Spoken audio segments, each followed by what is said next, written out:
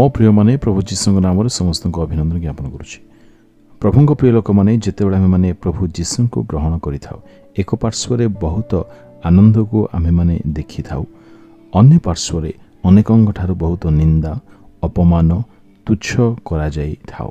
तेबे ईश्वर को प्रिय लोक मैंने धन्य से ही जीवन जे त्राणकर्ता प्रभु जीशु को ग्रहण करने सकाशु जीवन अपमान दुख कष्ट को देखि थाए।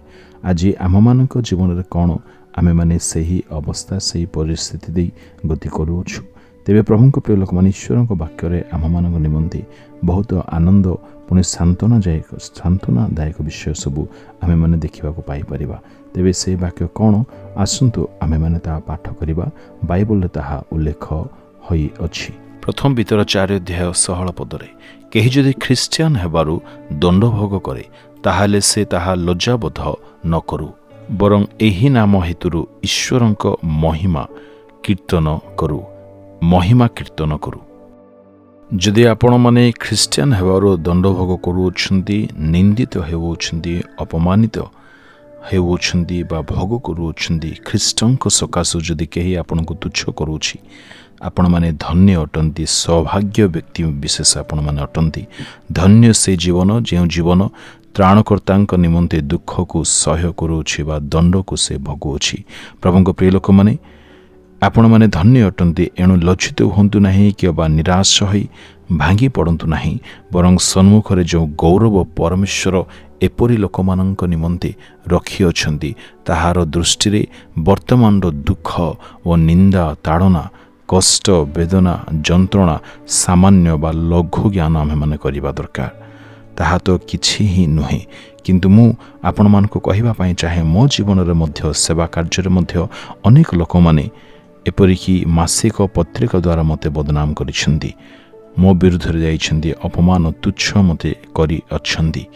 आउ आजिकाली जुगरते लोक माने यूट्यूब द्वारा मध्य अनेकों को समालोचना करती, अनेकों को बदनाम करने व्यस्त हो जाती। से माने यह जीविका निमंते करती, किंतु धन्य आम मान जीवन परमेश्वर को सेवा कार्य निमंते अन्य माने किपरि निष्ठा पाई परिबे, प्रभु जीशु विषय को सत्यता को ज्ञात हो पारिबे। एणु आम्भे माने ए समस्त कार्य करूछु। तेबे आपण मान जीवन रे जदि एहीपरि किछि परिस्थिति दे आपण गति करूछंदी, तेबे कौनसी प्रकारे आपण माने निराश होंतु नाही।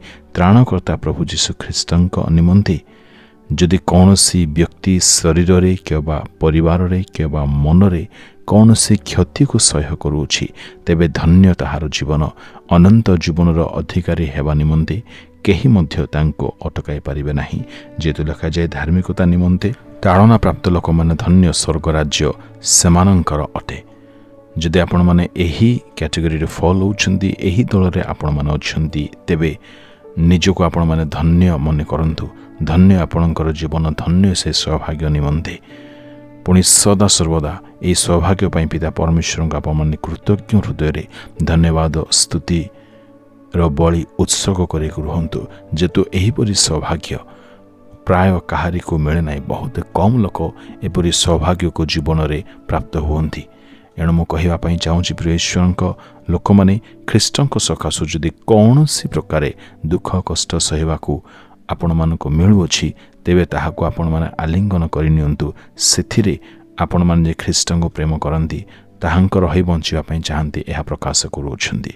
तेबे आसंतु आमे माने सदा सर्वदा कृतज्ञ हृदय रे ताहांक दत्त अनुग्रह निमंते जहाँकि आम मानक समस्त विषय रे संभाळिबा पई शक्ति प्रदान करे धन्यवाद करिबा। पिता परमेश्वर प्रभु आमे तुमको धन्यवाद देउछु, आपण हस्त द्वारा धन्यवाद देउछु, जिह्वा द्वारा धन्यवाद देउछु।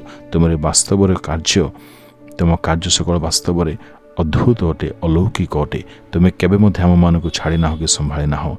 तुमे करथिबा समस्त मंगलदान पाई आमे तुमको धन्यवाद दउछु। पिता प्रभु आम मान को साहाय्य करू थाओ, विश्वास रे मजबूत हेबा पाई, भांगी न पड़िबा पाई, केबे मध्य परिस्थिति को देखि निराश न हवा पाई, तुम ठारे लागी रहिबा पाई आम प्रत्येक को तुमे साहाय्य कर दियो बोली तुम हस्तर आमे प्रत्येक समर्पित होई ए क्षुद्र निवेदन प्रार्थना जीशुଙ୍କ नाम रे प्रभु आमे मागिलु। आमेन आमेन।